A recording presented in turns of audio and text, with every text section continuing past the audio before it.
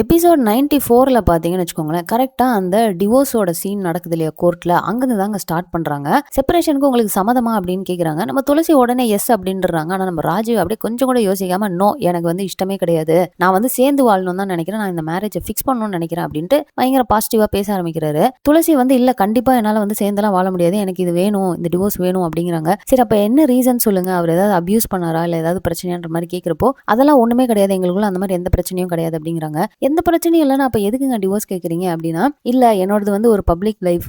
But அதை வந்து சுத்தமா எனக்கு வந்து சப்போர்ட் பண்ணவே இல்லை. கல்யாணத்துக்கு அப்புறமா தெரிய வந்துச்சு இவர் இந்த மாதிரின்ட்டு. ஸோ என்னால் அவரோட இருக்க முடியாது அப்படின்றாங்க.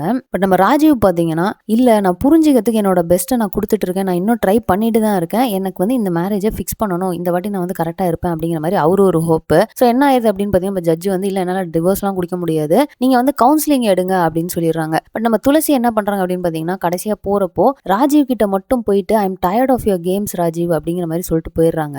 இன்னொரு சைடு பார்த்தீங்கன்னா நம்ம ரங்கன் வந்து அவருக்கு இது மைண்ட்ல உறுத்திக்கிட்டே இருக்கு. நம்ம வந்து கூட இருக்கணும்னு சொல்லிட்டு துளசி எக்ஸ்பெக்ட் பண்ணாங்க. பட் நம்மளால வந்து கூட இருக்க முடியாம போயிருச்சு அப்படின்னு சொல்லிட்டு. ஸோ அவர் என்ன பண்றாரு அப்படின்னு பார்த்தீங்கன்னா, இங்க ருக்மணிகிட்ட சொல்லிட்டு அவரு வந்து சென்னைக்கு கிளம்பி போயிட்டு இருக்காரு. அங்க போயிட்டு கால் பண்ணிட்டே இருக்கிறாரு. பார்த்தீங்கன்னா துளசி வந்து எடுக்க மாட்டாங்க.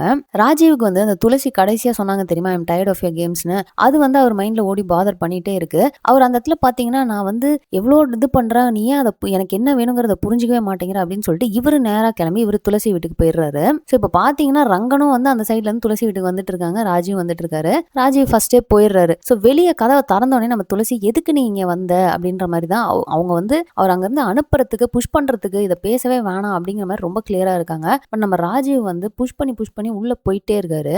நம்மளுக்குள்ள ப்ராப்ளமே கிடையாது, நம்ம வந்து பேசலாம் ஃபர்ஸ்ட், இதை நம்ம எப்படியாவது ஃபிக்ஸ் பண்ணலாம் அப்படின்னு சொல்லிட்டு அவர் ரொம்ப வந்து கிட்டத்தட்ட லிட்டரலா கெஞ்சிட்டு இருக்காருங்க. பட் இந்த டைமா பார்த்து ரங்கன் கரெக்டா வந்துடுறாரு. ஸோ ரங்கன் உள்ள வந்தோடனே ஃபர்ஸ்ட் கோவமா ராஜீவ் பார்த்து இது ரிலேட்டடா நீங்க எது பேசணும்னாலும் நீங்க கோர்ட்ல பேசுங்க, இந்த மாதிரி வீட்டுலலாம் வந்து பேசாதீங்க அப்படின்றாரு. பட் நம்ம ராஜீவ் என்ன பண்றாரு பார்த்தீங்கன்னா, உனக்கும் இதுக்கும் எந்த சம்பந்தமே கிடையாது, இது ஹஸ்பண்ட் அண்ட் ஒய்ஃப்குள்ள நடக்கிற பிரச்சனை, நீ வந்து ஒரு மூணாவது மனுஷன். துளசியே வந்து சொல்லிட்டா எங்க ரெண்டு பேருக்குள்ள எந்த பிரச்சனையும் இல்லைன்ட்டு கோர்ட்ல சொல்லிட்டா, இதுக்கப்புறம் உனக்கு என்ன பிரச்சனை, என் துளசி அப்படியெல்லாம் என்னால் விட்டு கொடுத்துட முடியாது அப்படின்ற மாதிரி கண்ணா மின்னான்னு பேசுறாரு. பேக் டு பேக் வந்து நம்ம ரங்கனுக்கு வந்து ஹர்ட் ஆயிட்டே இருக்கு. பட் இந்த சீன்ல என்னால் வந்து அக்செப்ட் பண்ணிக்க முடியாத ஒரு விஷயம் என்ன அப்படின்னா, துளசி அந்த இடத்துல வந்து எதுவுமே பேச மாட்டாங்க. ஸோ எதுவும் யாருக்கும் சப்போர்ட் பண்ணி பேசணும்னு கூட அவசியம் இல்லை. அட்லீஸ்ட் ரங்கன்ட்ட வந்து ஒரு கொஞ்ச நேரம் வெயிட் பண்ணு, நான் பேசி அனுப்பிடுறேன், அவர் ஏதாவது இந்த பக்கம் ராஜீவ்கிட்ட வந்து இந்த மாதிரி பேசாத கிளம்புன்னு சொல்லியிருக்கலாம். எதுவுமே சொல்லாம அவங்க அந்த இடத்துல டோட்டலா சைலண்டா இருப்பாங்க. ரங்கன் பார்த்தீங்கன்னா அங்க வந்து ஹர்ட் ஆகி அப்படியே கிளம்பி வந்துடுறாரு.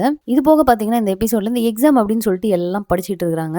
ஸோ தியோ அண்ட் மாதையனுக்குள்ள ஒரு சீன் இருக்கும். ஸோ அங்கே பார்த்தீங்கன்னா மாதையன் வந்து 8 அரியர் வச்சிருக்கேன் அப்படின்னு நம்ம தியோவுமே வந்து பயங்கரமா நீ வந்து படிக்கணும், கிளியர் பண்ணணும், ஃபைனல் இயர் வந்துட்டு அப்படிங்கிற மாதிரி மோட்டிவேஷன் கொடுத்துட்டு இருப்பாங்க.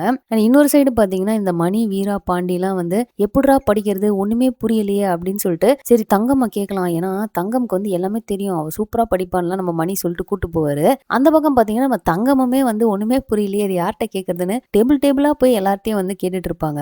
ஸோ இவங்க ஃபைனலா வந்து சரி நம்ம வேலுட்ட கேட்கலாம் அப்படின்றாங்க. ஏன்னா வந்து அவர் சீனியர் அப்படிங்கிறதுனால அவர் நல்லா படிப்பாரு, அவர்கிட்ட கேட்கலான்ட்டு வேலுட்ட போயிட்டு நம்ம மணியும் வந்து நார்மலா அந்த சண்டையெல்லாம் ஒதுக்கி வச்சுட்டு கொஞ்சம் ஹெல்ப் பண்ணுங்க, சொல்லி கொடுங்க அப்படிலாம் வந்து நோட்ஸ் வேணும்லாம் கேட்குறாங்க. வேலு இதான் சான்ஸ் அப்படின்ட்டு, என்னடா வெக்கமே இல்லாம இங்கே வந்து நிக்கிறீங்க அப்படின்னா, கிரவுண்டு வேற இது வேற அப்படின்றாங்க. அதெல்லாம் முடியாதுன்ற மாதிரி நம்ம வேலு பயங்கரமா அசிங்கப்படுத்திடுறாரு. ஸோ எபிசோட் 94ல நடந்த எல்லாத்தையுமே நம்ம ரிவ்யூ பண்ணிட்டோம். அடுத்த எபிசோட் 95ல என்ன நடந்துச்சு அப்படிங்கிறத ரிவ்யூ பண்ணி நெக்ஸ்ட் ஒரு வீடியோ போடுறோம், மிஸ் பண்ணாம பாருங்க.